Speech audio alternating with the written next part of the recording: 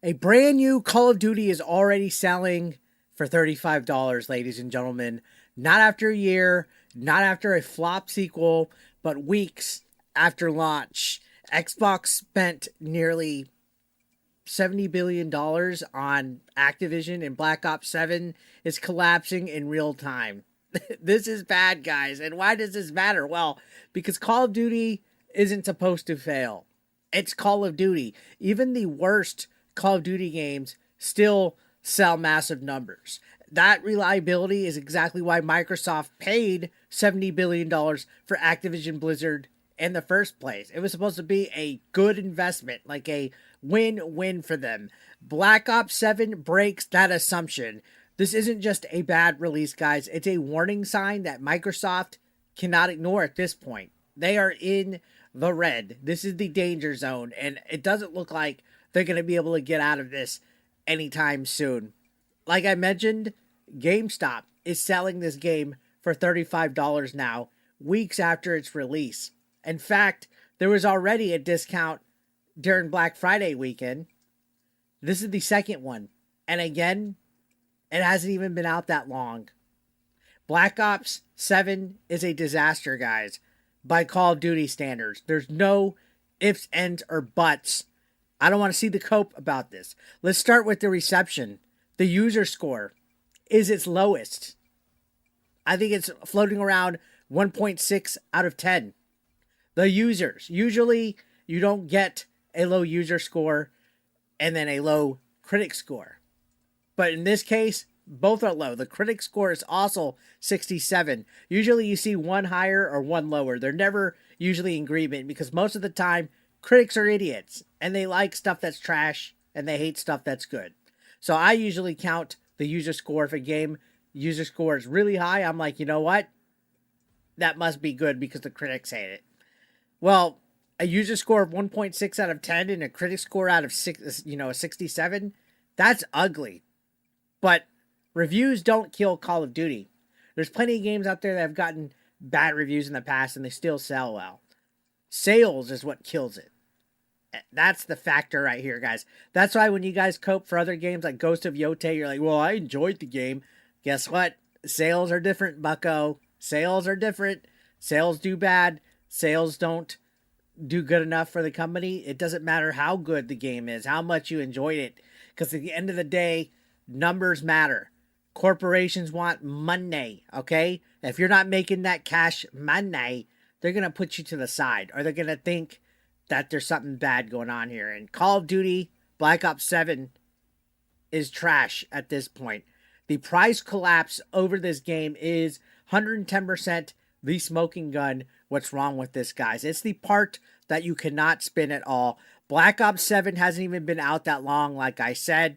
Sure, Battlefield 6 had a price drop for Black Friday, but that game's been out a little bit longer. That game has proven itself. That game has decent user scores, critic scores. It's very much well received compared to Black Ops 7. Okay, there's a difference between a panic sell and a, hey, it's Black Friday sell. Now, GameStop, like I said, is selling Black Ops 7 for $35. I'm still not going to pay it. That's about $20 too much for me. Plus, this thing is on Game Pass. I haven't even had the desire to play this game, even though I can access it on Game Pass.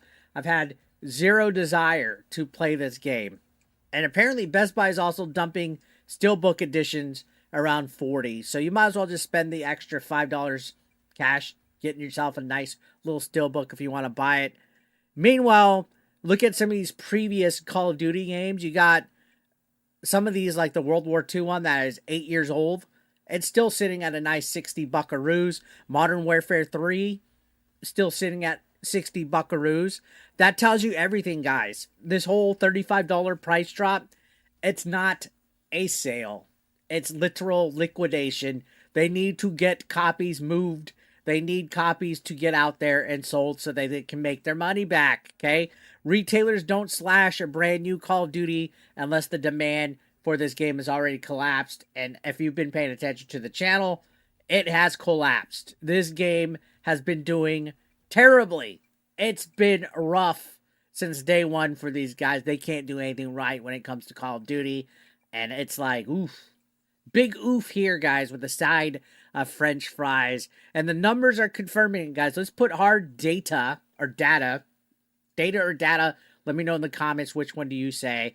Let's put the hard data behind it, guys. After about 26 days, Black Ops 6. Let's go back to Black Ops 6. The previous version sold 2.3 million copies on Steam, right? Well, Black Ops 7 is sitting at 401,000. Not even a million at this point. Not even half. In fact, that's an 80% drop. That is a big yikes from me, dog. This game's an utter flop. It's an utter failure at this point. Where did they go wrong? Well, they lost the trust with the consumer. But it gets worse here, guys.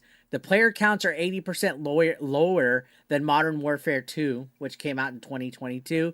And the overall population is roughly half of Black Ops 6 in the same window. And remember, Black Ops 6 was already considered weak by Call of Duty standards. That was technically a flop. That didn't match the numbers. So for this to be an 80% drop, that is historically wild. That's a historic underperformance, guys. This franchise is near dead at this performance level. And Microsoft has to absolutely be panicking at this point, guys, because the last known Call of Duty budget was about $700 million. That was 5 years ago. Budgets don't shrink, they expand. So Black Ops 7, when a game like that underperforms, Microsoft isn't missing expectations, guys. They're losing serious money on the flagship IP that they paid $70 billion for. That's why the rumors matter. When you hear people talking about a game underperforming, a game not living up to the hype that they expected it to. Now, there are Call of Duty insiders out there talking about this. Take it with a grain of salt, guys. This isn't confirmed. I'm not some insider. I'm reading the leaks, giving my take like you guys can. But this insider is claiming Microsoft is unhappy and pushing for lower development costs, which I think that would be great. I think that would help them a lot. Smoother revenue and a full rethink of how Call of Duty operates, which includes monetization changes, studio restructuring, nothing off the table. Microsoft denying it, even though they did put a blog out saying that they're not going to be doing back-to-back releases of Black Ops or same series, so you won't see Black Ops back-to-back, Modern Warfare back-to-back. Honestly, you don't need an insider to see where Call of Duty's heading as far as restructuring goes. They're definitely going to be making some changes here because they're screwed. they're beyond screwed at this point. So yeah, they're talking about cost cutting essentially, guys. Because when they talk about efficiency, reduced expenditure, smoother revenue, that usually means layoffs. Those are 110% going to be happening here. We're going to see some layoffs, heavier monetization, of course, more AI involvement. They're going to get the AI involved, and whether people like it or not, this is the direction that Xbox has already been moving at this point. Call of Duty won't be exempt from it. Okay, and that's their flagship title. They need that to do gangbusters. Okay, and then the final pressure point that we got going on here, and I talked about this in previous videos after its delay, GTA 6. The next year's Call of Duty is going to be launching in November, and that's when GTA 6 is coming out too. They got delayed to November. If Call of Duty stumbles again while GTA 6 comes out and dominates everything, the decline becomes impossible to ignore. This is a GTA 6 problem with Call of Duty now, and at that point, Microsoft will have to step in and lay off some people, make some serious changes, because that will be unacceptable to what they have going on. GTA 6 is going to disrupt a lot of stuff next November, whether it's movies, television shows, video games.